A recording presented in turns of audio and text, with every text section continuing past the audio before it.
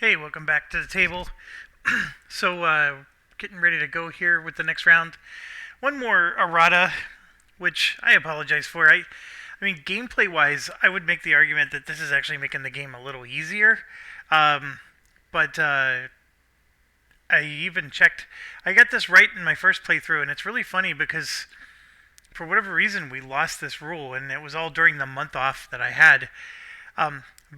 Basically, it's a simple rule to understand. When traps uh, spawn, they don't spawn where the enemies spawn. The traps spawn near the feature. And so in that case, Rowan would have been able to disarm those traps so much earlier. And obviously in this particular situation, the feature is closer than the spawn point was. Yes, it was wrong, and we'll make sure we get that right. There's no retcon necessary. The traps are nasty, and if you don't deal with them and then you leave the room, you would think, okay, well, let's just leave them, ignore them. There's almost always some kind of clause in them that says if the room's empty, then you end up drawing another threat card. So there's no ignoring traps in this game, which is a reason why Rowan is a very important character. Maybe even the most important to have. Definitely if you want an easier game. Let's put it that way. I played without Rowan, and we did fine. It's just that you go next to the trap and you take some damage, and then you have to do whatever it takes to get rid of the trap. And sometimes the trap uses the orange skill, and you need to have somebody who's got a decent orange skill to go up against it. And the largest issue is that that person's on the other end of the dungeon or whatever. Okay, so it's been 2 days since I last played, so obviously I forget some of the situation here. But just looking at the map there, at the very bottom, you can see Ulrich and Huey. They're in the weapon room. It is actually completely cleared. I'm seeing the 2 traps that are assigned to Rowan, and the odor looks like it's gone from everybody, so that's good. And then we have quite the nice party going on in the corner of the map board there.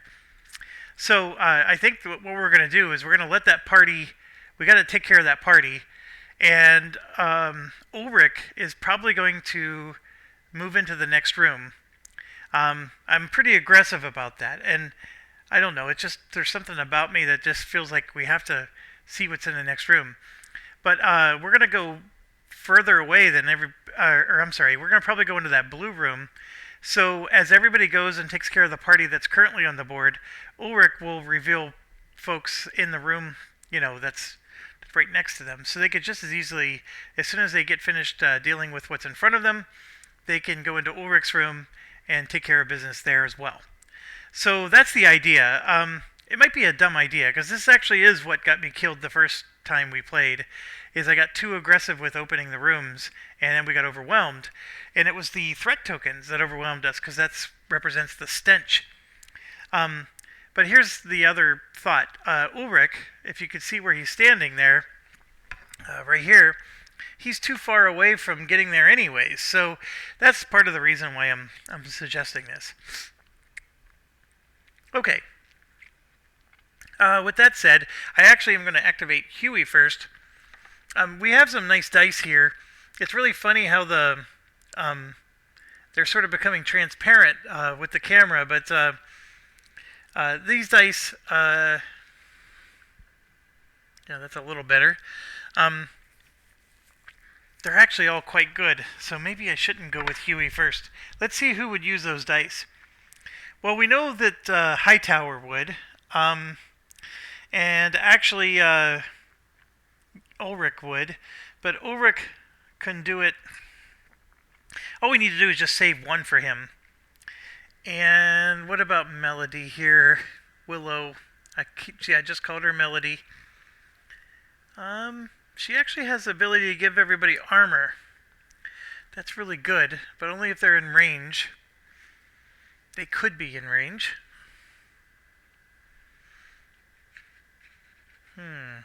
Okay. And Rowan definitely does not use the lightning ring. At least not easily.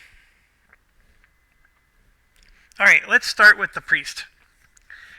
We can start going after those bad guys in the corner, and then we can have Huey open the room later once we're ready to re-roll some altar dice.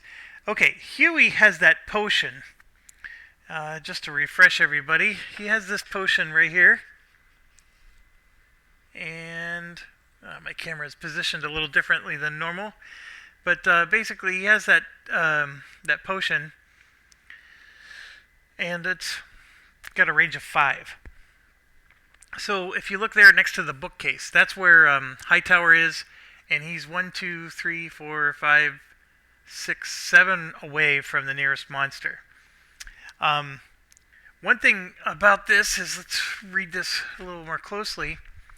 Choose an enemy within range, deal 2 damage to the enemy and 1 to each adjacent. So, yes, all I have to do is hit either the green one or the yellow one, and all 3 should be hit. So I got to move 2 spaces closer with Hightower, and then I could use it. And I definitely plan on using that. So I think, for lack of a better thing to do, I'm going to spend 1 action, and I'm going to have to move, because he doesn't have anything that helps him move. So 1, 2, 3 is his move. I'm looking at his cards. Maybe he does have something that helps him move. I don't think so.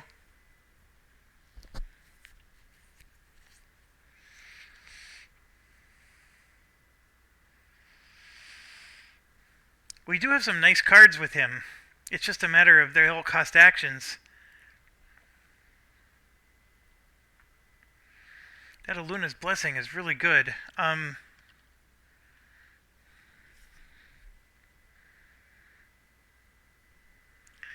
Okay, so as you can see there, he's 1, 2, 3, 4 away from the green blooder or the yellow cannibal. So we're going to throw the grenade at the cannibal. Just to, well, no. 1, 2, 3, 4, 5 away from the yellow blooder in the back. So the only way I'm going to hit all 3 is I got to hit this guy here. If I hit him, it only hits these 2. If I hit him, it only hits those 2. So I got to hit this guy. It won't hurt the traps, but it'll at least hurt all 3 of them. And the range on this thing is 5, so I don't have a concern there. And it's a use, which means it doesn't use an action. So I'm going to go ahead and do that. I will discard the card, and that will go there. And it says 2 damage to the enemy that I chose, and 1 to each enemy adjacent. So the yellow blooder, or brooder, or whatever it's called, is right here. That's this guy. So he has no damage on him at all. 5 health, 2 armor. So we're putting 2 damage on this guy. Much needed, especially with the 2 armor. And then 1 on the other 2. So the cannibal is completely untouched. We're actually going to have our work cut out for us to kill these guys. And then 1 on the other green one, which is actually in front of Hightower, and he also had no damage on him. So we still have 2 actions left, because that did not cost an action. So 2 actions left. And he's got a lot of awesome cards. I think what we're going to do is Aluna's Wrath, where I get to attack, and then I can choose a hero within range to gain a focus. And I can use a fire to deal another damage. So I think that's a pretty good one. This one is a freebie. It's a feat. I can choose a hero to gain a focus, and then have somebody do an action, but we need the wavy symbol for that. So we're going to wait a little bit there, and I'm going to use this for the attack, and we're going to use the bottom part where we exhaust the lightning bolt. After a character within range rolls, we get to add a crit to the result. So we're going to do both of those. So we're going to exhaust this, and then we're going to spend this card right here. And we will use the fire as well, because there's plenty of guys to hit.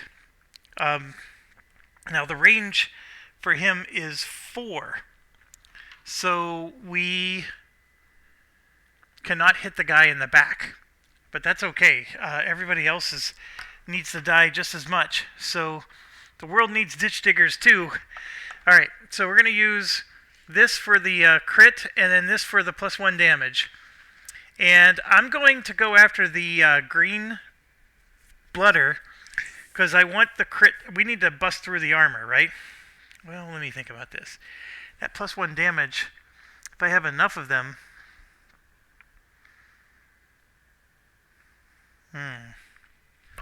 That cannibal needs 7 hits.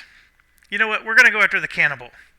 And then the fire damage +1, we'll use it to either kill off the cannibal if he's really that close, or we'll use it against a blooder. What is it? Blooder? Yeah, it is a blooder. That's the name. Alright, so he rolls his blue attack, which is 3 dice. And you can see here we got 2 hits and a crit. So for that crit, I rolled this, and then he gets another crit because of the, the skill that, or the card that we played, the exhaust feature. So right there, you can see you have 1, 2, 3, 4 hits. Now I got a reroll for the crit, and now it's 5 hits plus this. Well, he's going to pay 1 to make it 6 hits.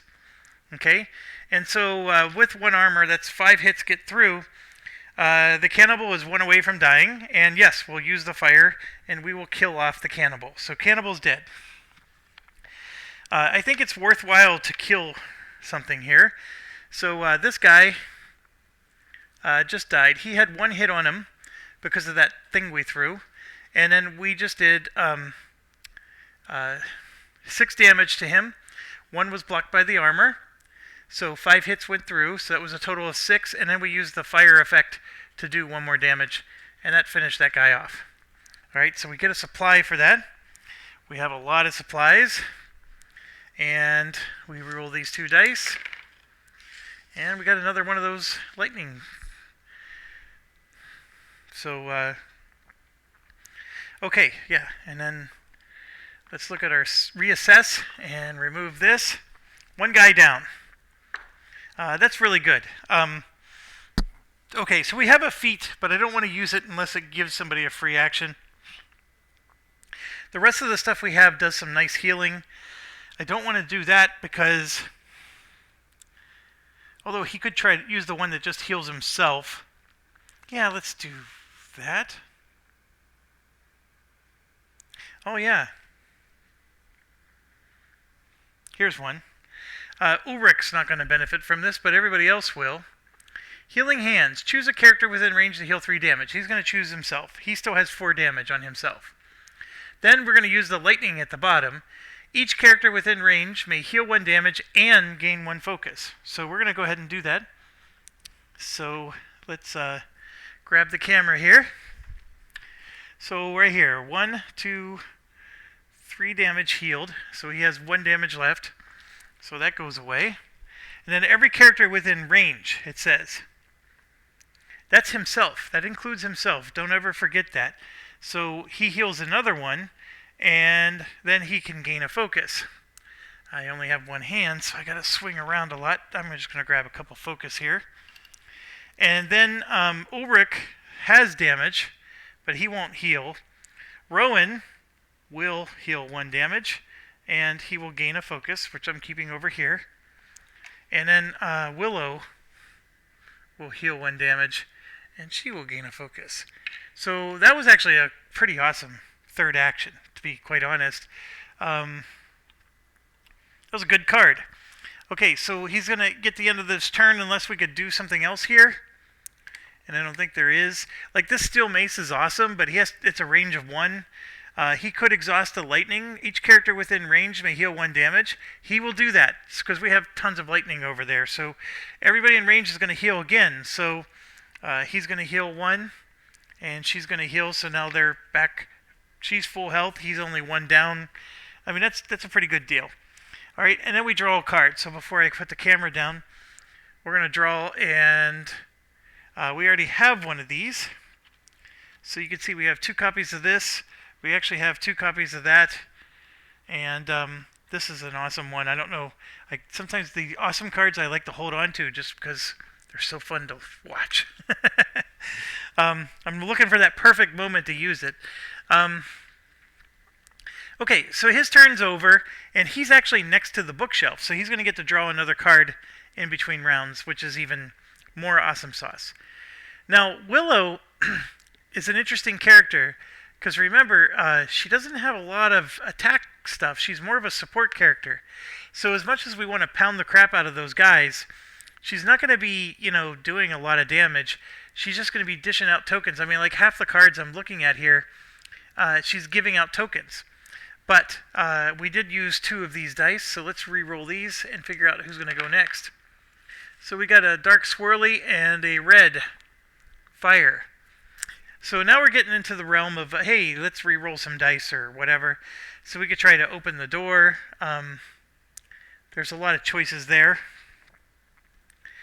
I'm just trying to look at the cards real quick. Rowan is directly next to a character, and so he could do exhaust his knife. So he has the bury knife. And right here, we can spend the purple swirly to deal 1 damage to an enemy within range.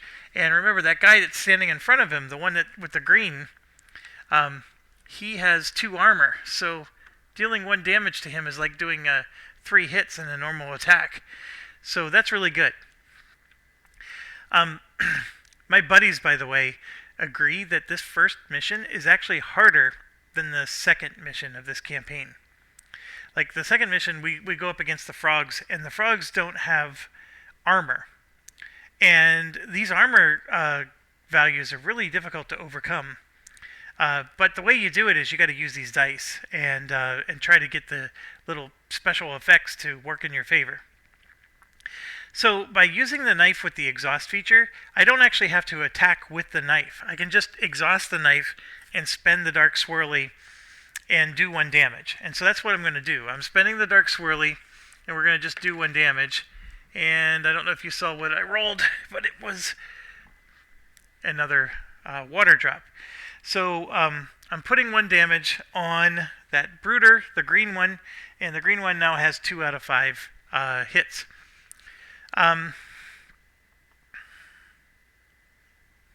We definitely could use the rope. We can stun these guys, and the rope also deals with traps, right? The rope has a range of 3. So I think what I want to do is I want to do 2 actions to stun the 2 enemies, for sure, and at the same time it puts 2 progress on a trap within range. So there's no harm in doing this. It's not like I'm wasting my rope actions. We may kill these guys, we may not kill these guys, but I can at least stun them or knock them out or whatever it does. And so they can't attack us. And at the same time, he's just totally disarming those traps. One of them is going to completely disarm because we put 2 progress tokens on each trap, and the trap has 4 spots. So I'm going to spend 2 of his 3 actions. We're going to use the rope twice. And the rope action does not exhaust. Now there is an exhaust feature at the bottom of the rope, and let me put this up here so you can see. So there you can see I can do that action multiple times. It's a very powerful card. And oh, I'm sorry, my dog just brought a toy. 1 second while I give her some love. I'm sorry. All right, I gotta stand up. Okay. So what we're going to do with that is clearly we're going to stun him the first time and stun him the second time.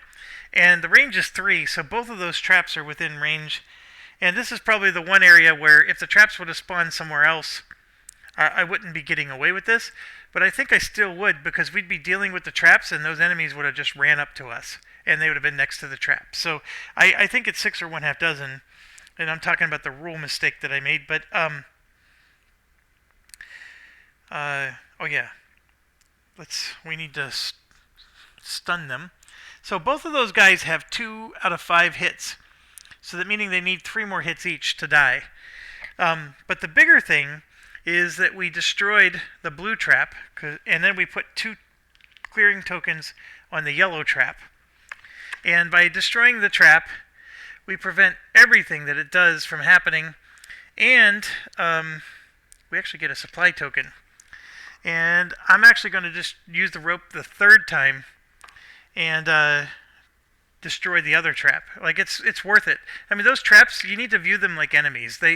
They're just as bad as those enemies. These guys are stunned, so they're not going to hurt us. The traps were actually the bigger threat, so I used all 3 of his actions to completely wipe out 2 traps, and I think that was an excellent use of actions.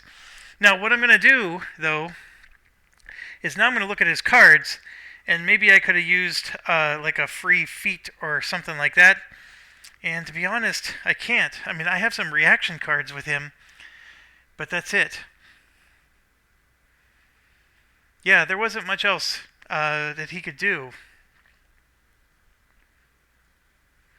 So, like, I have cards that deal damage, but I have to actually play the card. Alright, so he's going to just draw a card then. And the card he drew is a Laughlin Hot Pouch. So I guess he's your classic hobbit. Play this on a hero. It'll heal 2 damage, gain 1 focus, and draw 1 card. And they can add +1 die to the feat for a fire. Now that, I think, is awesome. Like, you almost want to keep that hot pouch for the extra die and never use it to heal yourself. Like I said, he's an awesome character. Okay, so his turn's over, though. We didn't kill those guys, and now we're looking at Willow to finish them off. And that's probably not going to happen, but I'm going to go ahead and look at Willow's cards here. So she has a lot of cards where you test. Like you test charisma.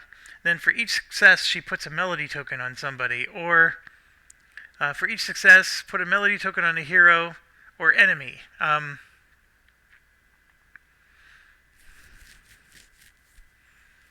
She does have one that plays before an enemy activates.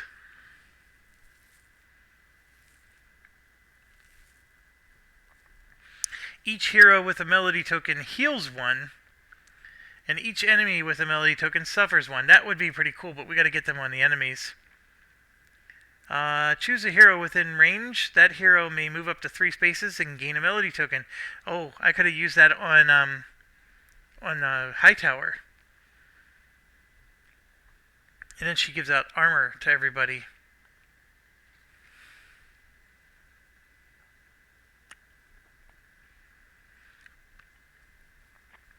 Okay, I'm looking at her situation, and to be quite honest, there's no actual attacks other than she has a slingshot that shoots at a range 5.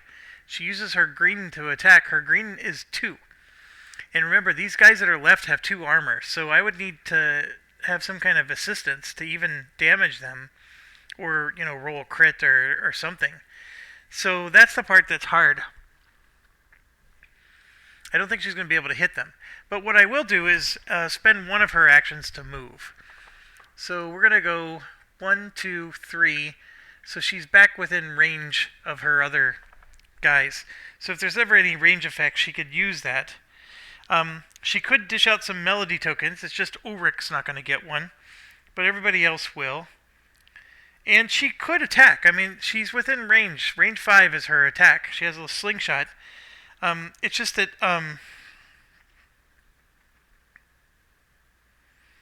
Okay. I think I'll try these 2 actions here. Put the rope back.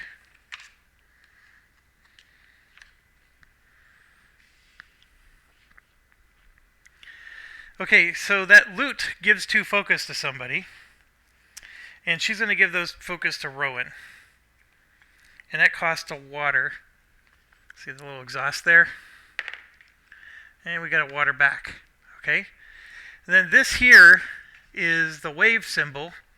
She's going to use one of her own melody tokens because there is no wave symbol.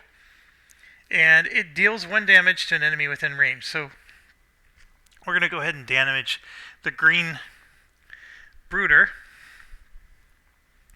Actually, I'm going to damage the yellow one because he's further away.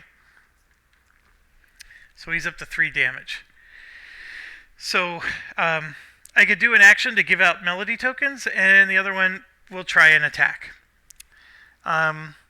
Ulrich has a way to help out her attack if he was within range, but he's not. Okay, so let's do the one where we give out the melody tokens. So as you can see there, we're going to test charisma. Her charisma is 3. It's as good as it gets. And there's 1, 2, 3. So for each success, place a melody token on an enemy or a hero card. So what we're going to do is we're going to put a melody token on each of those enemies, and then 1 on herself, because she needs them. And this card's done. I'm not actually going to attack, I just realized a better plan. We're going to use the Inspiring Chorus. Nope. Oh, come on, I just saw it. Oh, this is a free action. Right here. Song of Violet Valor. Each hero with a melody token heals 1 damage. Each enemy with a melody token suffers a damage. So, and there's no range on that. So that means Rowan and Huey and Ulrich. Well, Huey doesn't have a melody token. I apologize. I'll put the damage back on him. But even Ulrich heals from that. I think everybody else is fully healed. And then it's going to cause a damage token on both of these guys. So she just did 1 damage to the green blooder and then another damage to the yellow. The yellow blooder is 1 hit away from dying. And then it says each hero may either gain a melody token or discard a melody token to attack using the red attack, targeting an enemy adjacent to them. And so I'm going to use a melody token to trigger this, because as you can see I don't have the symbol, right? But it gives every hero a melody token. Nobody gets to attack, there's nobody adjacent to them. But it gives every hero a melody token, so we're going to do that. And in fact, oh gosh, she only has 1 left. So I've been dishing out the candy and not getting it back. So that's not good. I wasn't thinking that part through. But here's the thing, she still has a 3rd action, so she will... we're going to go ahead and do that attack we were talking about. And... just to let you see, it's that. She needs a little bit of a luck here, because she's only going to get to roll 2 dice, and the guy has 2 armor. So... and the luck wasn't there. So all she did was remove the armor and didn't actually hurt the guy. Armor blocked everything. Okay. So that's it for her action.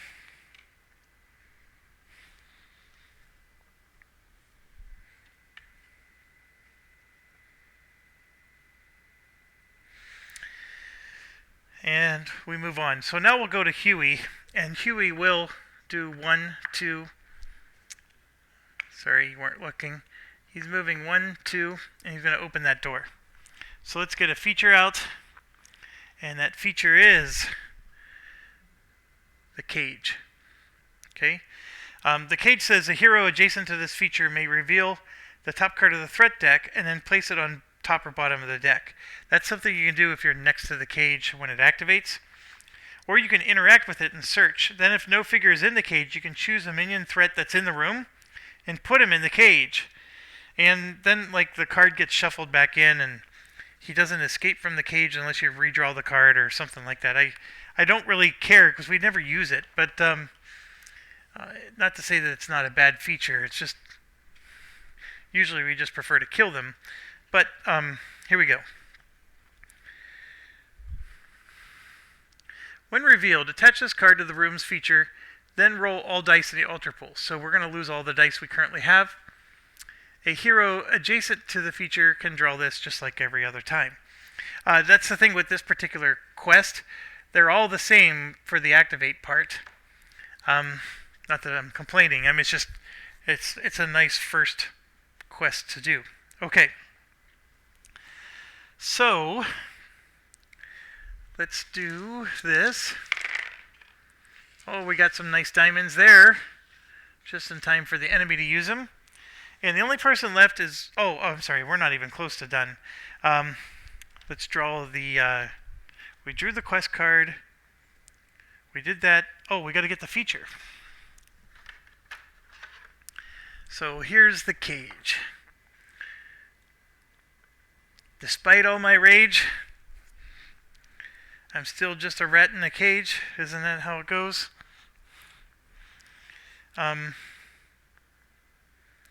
Okay, next is... Yes, we got to draw the cards. So, Willow, Rowan, Ulrich, Hightower.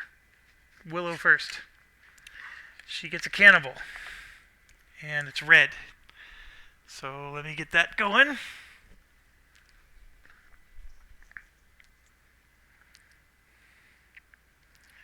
And what's funny is it spawns right near them. But remember, this door is still shut.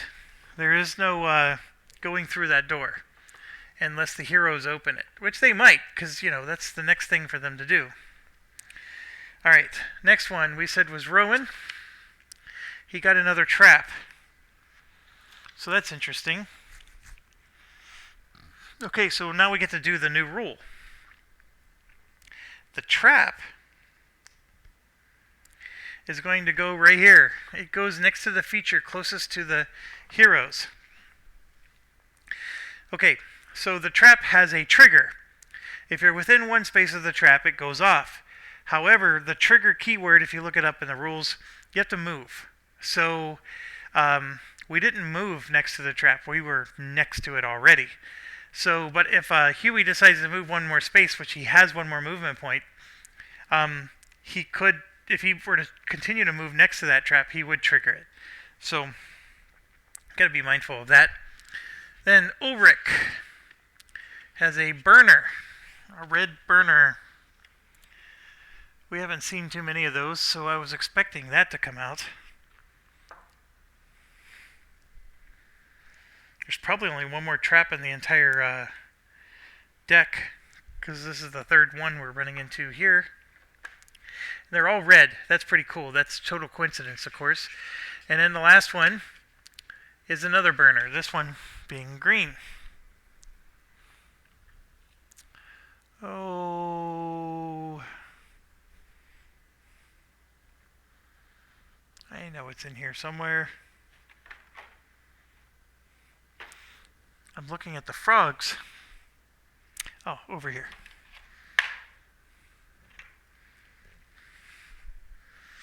Okay. And that would go like so. Alright, so yes, we have a lot of guys. Ulrich has his hands full. And I guess with this, getting the rule correct here, the trap is going to cause problems for Ulrich if he wants to go, you know, next to the enemy. So what do I do with Huey?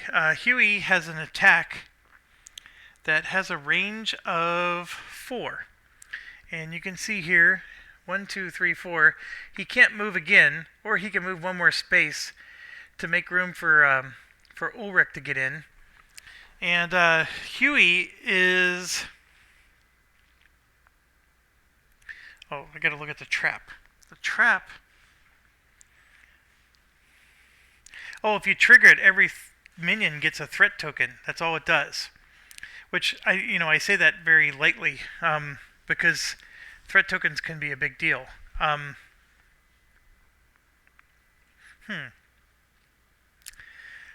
Huey is...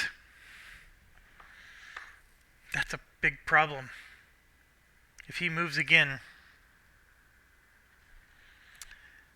The problem is, in order for Ulrich to get in the room, he's going to step next to the trap and trigger that trap. That's the issue. So, and if I move Huey away, I can't attack with Huey anymore, because he'll be out of range. That's the problem with the attack. And my friends and I debated over a long time. There's nothing in the rules that says you can disarm a trap with a character, but there's also nothing in the rules that says you can't. And it's sort of like a character does everything a hero can do. It does tests just like a hero can do. But we basically concluded that if you're playing with a low party count and you have a lot of characters helping you, we actually house ruled it where a character could try to disarm a trap. Because, Huey does have 2 orange skill which is endurance, and that's what the trap needs to be discarded. There's no reason you can't try to disarm a trap. It's the problem is like, okay, is that his action? That would mean he doesn't get to do an attack, and it would also mean he doesn't get to do like the manipulation of the ultra dice. I mean, you're sort of like going outside of what the or statement is of what he can do. But I do recommend that, if it's your game, play it. And if you're worried about controlling multiple characters, because it is pretty cumbersome. If you wanted to make one character and just have 3, allies with you or whatever, I would suggest that you let them disarm traps.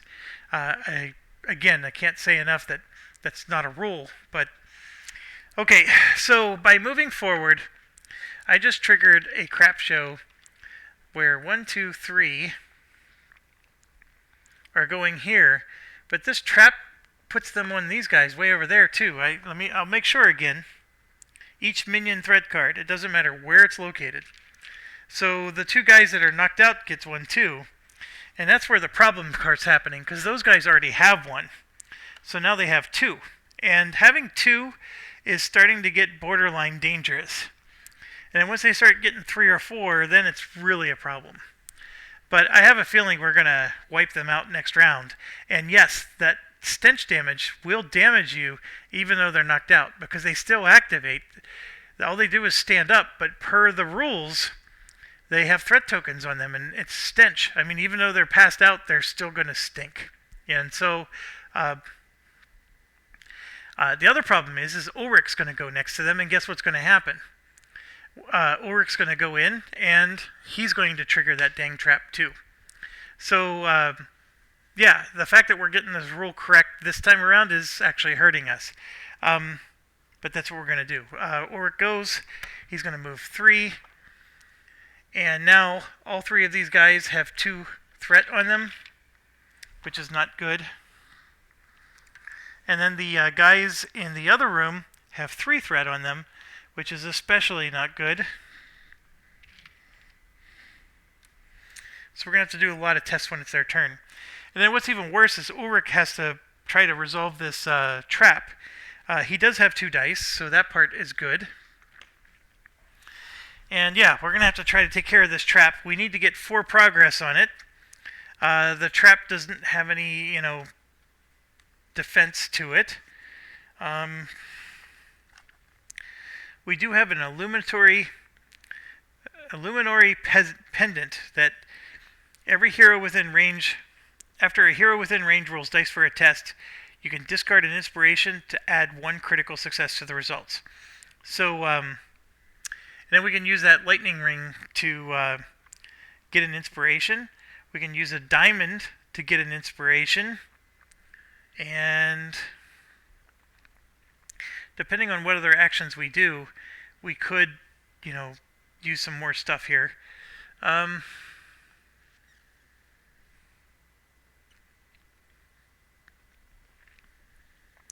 So I'll use the energy ring and the diamond to get 1 inspiration. So I'm going to get 2.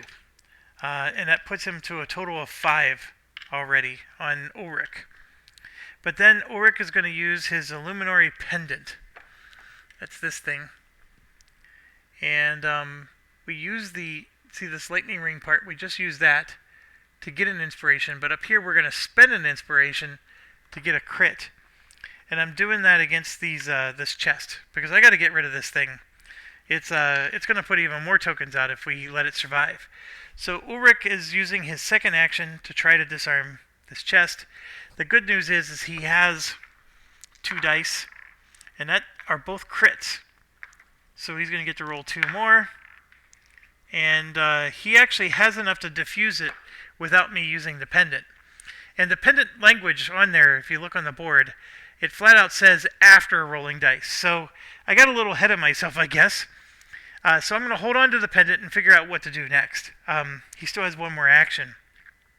That 4 successes was enough to destroy the trap without needing the pendant, is the reason. So we're going to do that. We're going to gain a supply. And just in case you were wondering, that's our pile of supply right there. I know it looks like a lot, but it's not. You want as much as you can have. Okay, one final action for Ulrich. We would like to use the diamond because the enemies will use the diamond, and that's not good. He can do a search. Then each hero could heal. That's not good because it heals other people and there's nobody near him. He can use an inspiration to move up to 2 spaces and perform an action. So let's look at his situation here. So the trap is gone, which is good. But you can see here he's 1, 2, 3 away. It's not just 2. It would be nice to get next to the cage, but I'm not worried about that too much.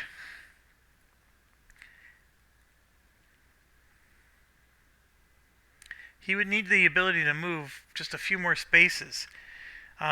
His attack range is just 1, and that's the issue for him. Like, there's this route you can find that gives you extra movement points every round, and you always want to give it to somebody like him because his attack range is only 1 with his sword.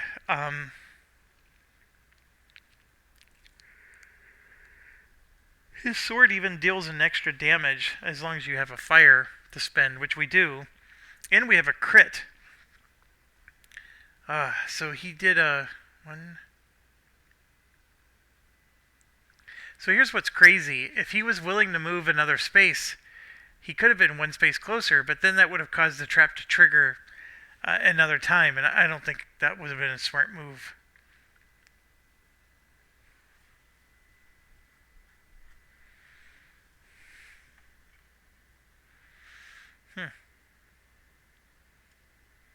Alright, well, he has no choice but to play this one then.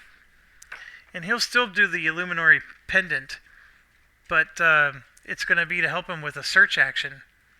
So he's going to search using the blue there.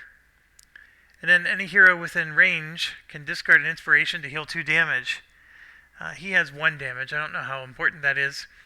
But the diamond part below says each hero within range gains an inspiration and 1 armor.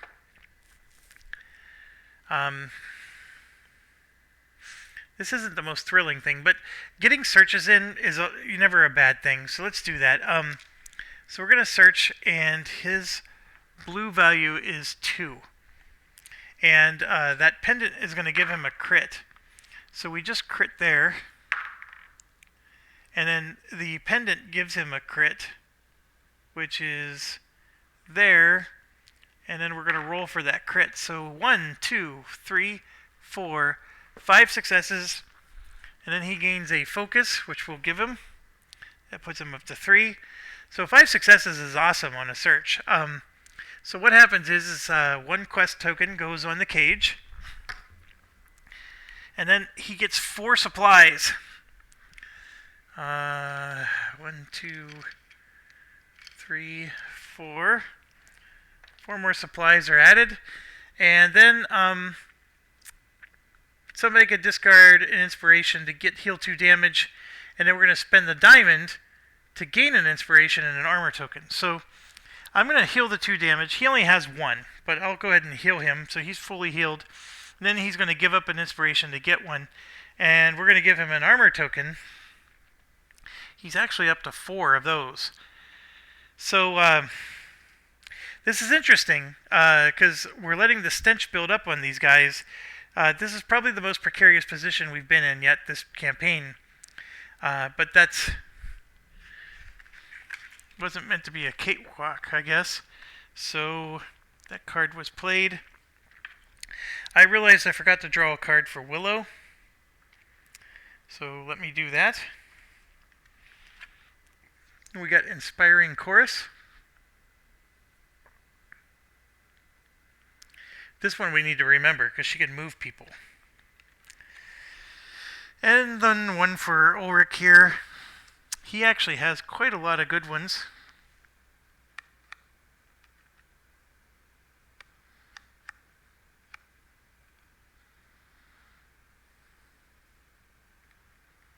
You know what? I could have gone up and whacked somebody, but I'm not going to retcon my move now. Um, so we got Devoted Leader. It's a pretty interesting card.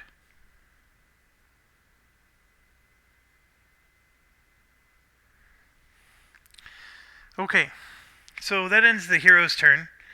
Then we go to the threat phase, which it's going to be quite involved. So let's start with. I'll start with Willow. Willow has the red cannibal, the one in the back here. Okay, but before he activates, he has 2 threat tokens on him, and what happens is it's a resist X, where X is the number of threat tokens.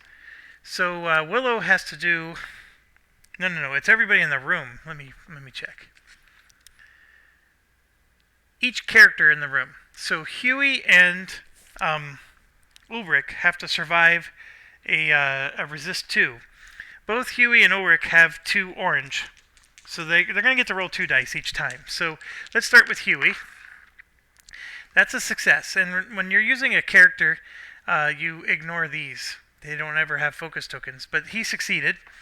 Then we go to Ulrich, and that's a success, which you tend to expect. Usually you get 1 per die. I mean, that's why I'm not sweating too much, but the damage can add up if you roll badly or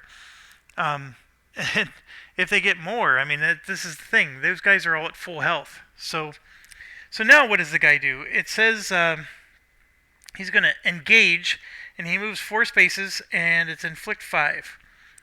So they engage the closest guy, which could be either one. And so we get to decide, but it's going to be Ulrich. So he's going to do an inflict 5, and it's red. Ulrich's red skill is 3. So he's well equipped to handle this. And remember, Ulrich has an armor, 1 armor. So there's 1, 2, 3. That is a crit. That's 4, and his internal armor is 5. So I'm going to gain a focus. And he's up to 1, 2, 3, 4 focus. So no damage at all. Alright, then we go to Rowan. Rowan has nobody in front of him. And then we go to Ulrich. Ulrich has the yellow blooder. Now this yellow blooder is in the back here. And I know the camera's zoomed out because I wanted a spot to roll dice. But the yellow blooder is in the back there.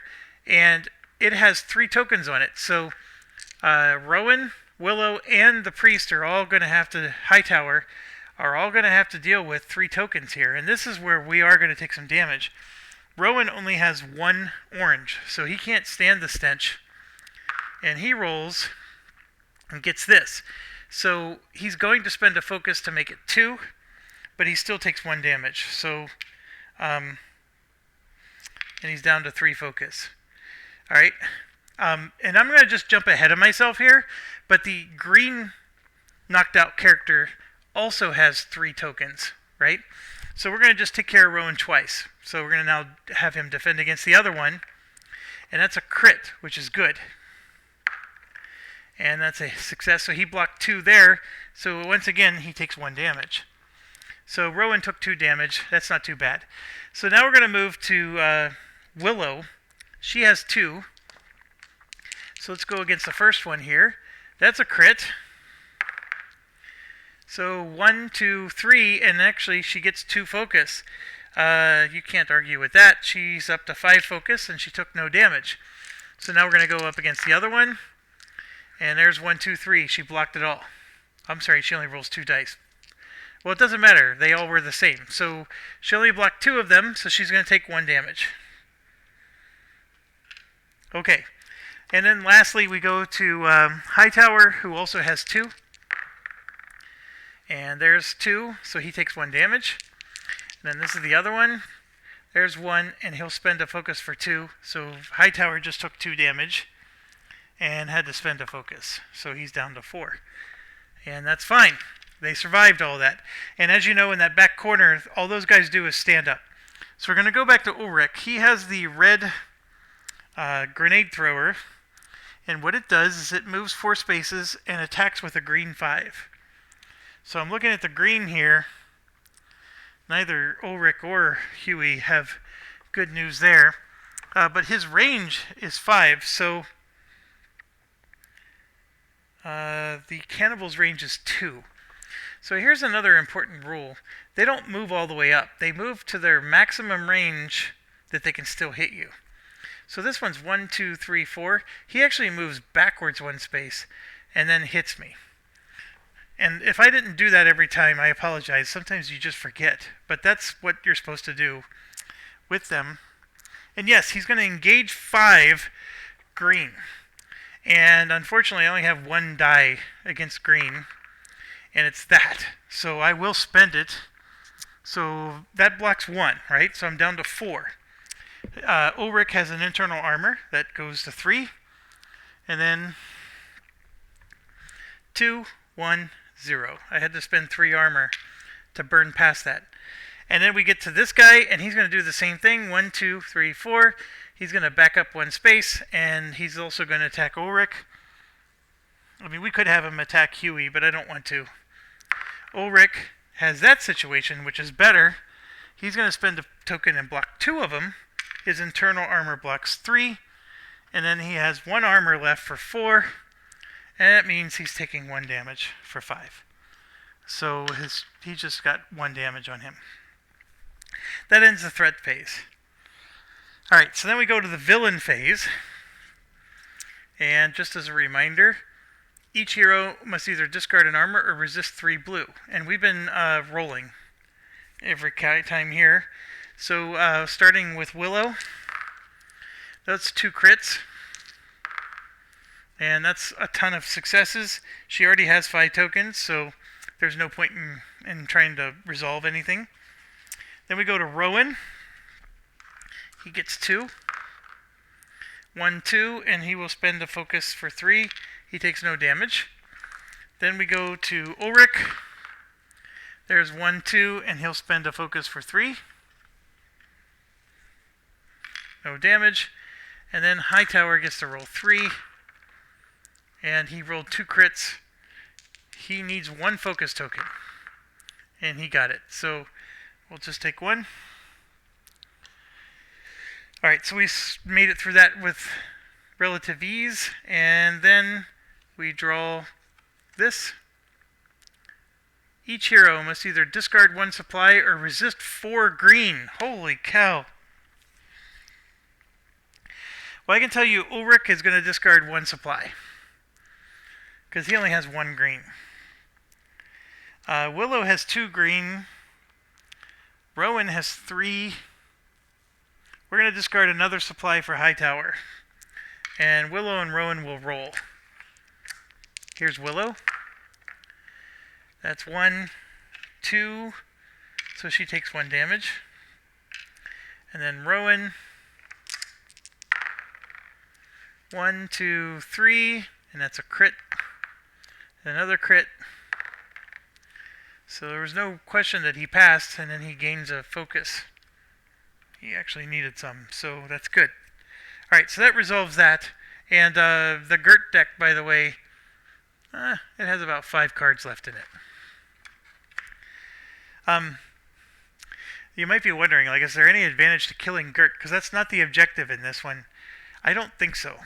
I'm trying to remember if the campaign asked you if you killed Gert and you'd get some kind of bonus. I don't know. But in terms of what the mission parameters are, you definitely don't. And I know I used both of these and this, so I forgot to roll those.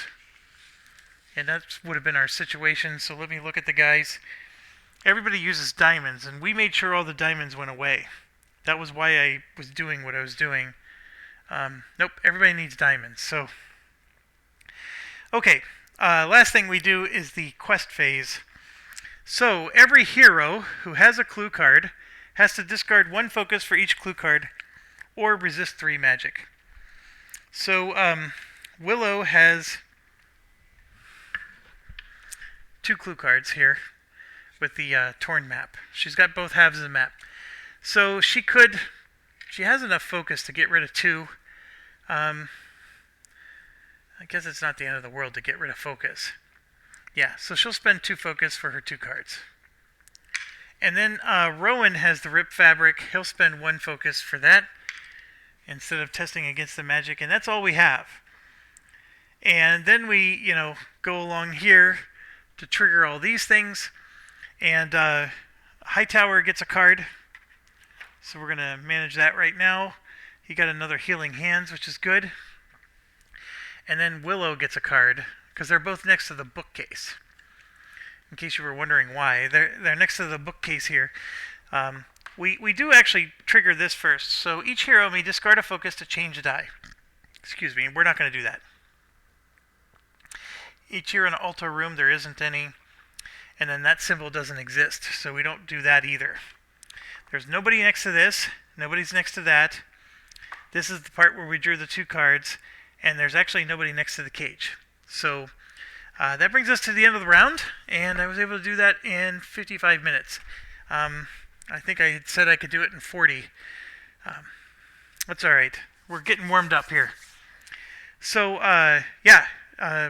what was that? Was that round 3, round 4? I can't even remember it anymore. But it brings us to the end. And you can see it's starting to shape up. And if you look at the feature deck, there's 4 cards in the feature deck. Remember, the altar is shuffled into the bottom 3. So we know for sure we got to go into one more room and deal with whatever's there. And then we have the possibility of hitting the altar after that. We've only found 1 clue. We need 4. 1 complete clue. We have a half of another clue. We need 4 complete clues to finish this. So the problem is I think we have to open up every room. We have to unlock every feature card in order to get all 4 clues in a 4-player game. If you're playing a lower player count, you can actually get to the clues, and then you're just trying as hard as you can to get that altar, to come out.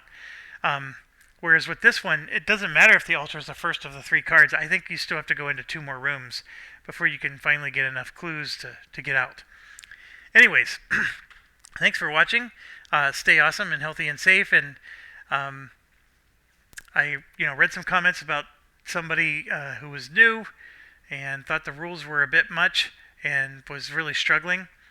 I don't want to lie. I mean, the rules on this they're all there, but it's definitely not. It's not positioned in a friendly way. And you can see that I'm on my 2nd playthrough, and I'm still getting rules wrong. And even when I got them right previously, I then forget if a week goes by or a couple days go by between playthroughs. So the rules aren't intuitive sometimes either. And I really wish that there was a little player aid for when you open a door, this happens. And in that player aid, I wish it had all the keywords. This game severely needs that. I hope some nerd on Board Game Geek creates it, because it's worth printing out and laminating in gold. But I think that with those player aids, this game's not that bad. And somebody commented to that, and I totally agree. I've definitely started to enjoy it more. I enjoy it more now that I have characters I enjoy playing. There are certain characters in this game that I did not enjoy playing. I know you guys are going to ask me. I need to look up their name real quick. Blake Gallows, the one who needs a contract all the time. You had to pay him. Or it's a girl. I had to pay her. Oh gosh, I did not enjoy that one. Myrene Duval was very good. If you picked her, there's nothing wrong. Gwendol. She's like the druid type. She has a pet, a cat. There's nothing wrong with her. I actually played my campaign with her, but I was always frustrated because every card she plays requires her cat to be positioned perfectly. And for a first-time playthrough, I definitely don't recommend that. Van Geyser, who's that? Clearly you can tell I never played as him. Oh, he actually looks good. The Avith Nomura looks okay. Layson Pines I didn't enjoy. That one you have to switch between wolf form, like he's got lycanthropy.